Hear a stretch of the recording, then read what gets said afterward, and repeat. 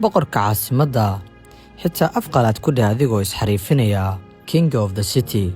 Hiisaaga dadka baray in Muqdisho fanaan ka soo bixi karo burburkii kadib, midka lamaanayaasha iscalmaday aysan farxad dareemin haddii uusan arooskooda joogin.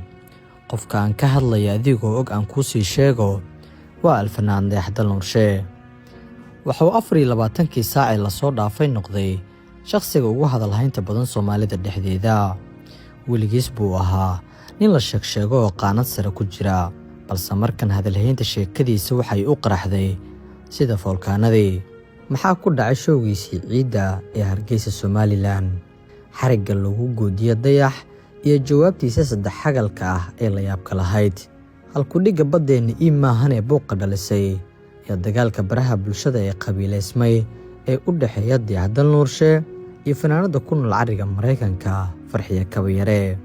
Si aan sheekadan kaaga dabageeyo muuqaalkan daawo ilaa dhamaadka. Hana hilmaamin inaad like saarto muuqaalkan oo ku soo biirto page-keena maadaama aan ku soconno waddadii aan ku gaari lahayn 600,000 oo followers ah.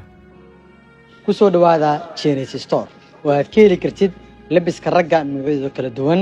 haddii aad rabto labiskaaga inuu aad iyo aad u qurux badnaado, ballanteenu waa Genius Store oo hadda xariga laga jaray, labiskeeduna cajiib yahay. Dayaxdal Nuurshe ayaa loo arkaa mid ka mid ah fanaaniinta ugu saameynta badan Soomaalida. Sanadba sanadka ka dambeeya waxa uu sii yeelanayaa taageerayaal ka sii badan sidii hore, kuwaasi oo kor u dhaafaya 100,000 oo raacayaal u ah barihiisa bulshada. Cagsigooda ha ka reebin mucaarad aan weli la xisaabin maadaama aan la isku howlin. Isagu waa hibo faneed oo barax tiran. Dayax waa fanaan codkiisu uu meel leer gaaro, kuna jira dabaqada ugu sarreeya jiilkiisa faneed.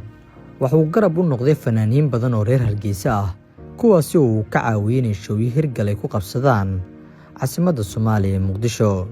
Marka kan isaga ayaa ciidan waxa uu soo dhagsaday showga ciidda uu ku qabanayo hoyga fanka Hargeysa Somaliland. Shaacinta showgaasi kadib waxaa durbaba guux badan laga dareemay baraha bulshada.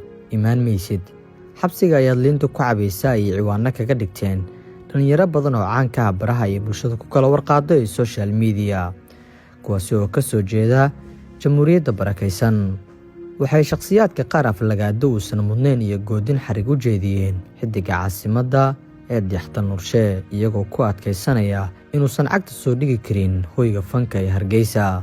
Tiyo ay jirto inay sabab uga dhigayaan inuu ka hadlay ama uu aragtidiisa ka dhiibtay baddii Soomaaliyeed ee ku dhowaatay in la iibiyo, taasi oo heshiiskeedu uu dhex yaalay madaxda haysa taliska Somaliland iyo Itoobiya. Markaasi uu Dayax yiri baddeenu maahan. Waydan waa midda keentay in Dayax lagu cadaadiyo, loona sii sheegay in xabsiga uu leynta ku cabi doono haddii Hargeysa iyo dhulalka Somaliland uu cagihiisa soo dhigo. Dayax waxa uu sheegay inuusan aflagaadeynin Somaliland oo ay joogaan siyaasiyiin, saaxiibo faneed oo isaga garabkiisa ah iyo shacab taageera fankiisa. Marna aysan ka suura gelin inuu caayo magaalo qiimo badan oo uu aad u jecel yahay.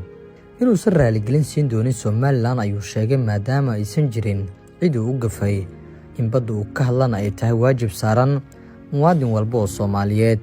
Sidaa darteedna uusan waxba uga baahnayn Somaliland, isagoo ku adkaysta oo sheegay inuu yahay boqorka magaaladan ee dhanka fanka, sidoo kalena uu tegi karo dhammaan magaalooyinka kale ee shanta Soomaali. Ugu dambeyn waxa uu sheegay Dayaxdal Nuurshe inuusan siyaasad Somaliland ku milmin, badduna tahay hanti ummadeed uu ka difaacayo shisheeye, isagoo adeegsanaya qoraal iyo cod intuba.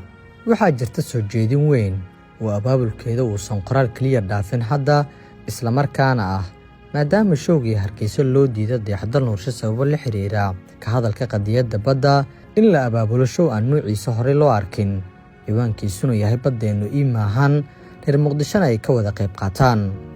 Waa soo jeedintii Maxamed Deyo, taasi oo heshay taageero like iyo share ah iyo dad qalbiga ka jeclaystay, laakiin aan la ogeyn sida ay dhaqangal u noqon doonto.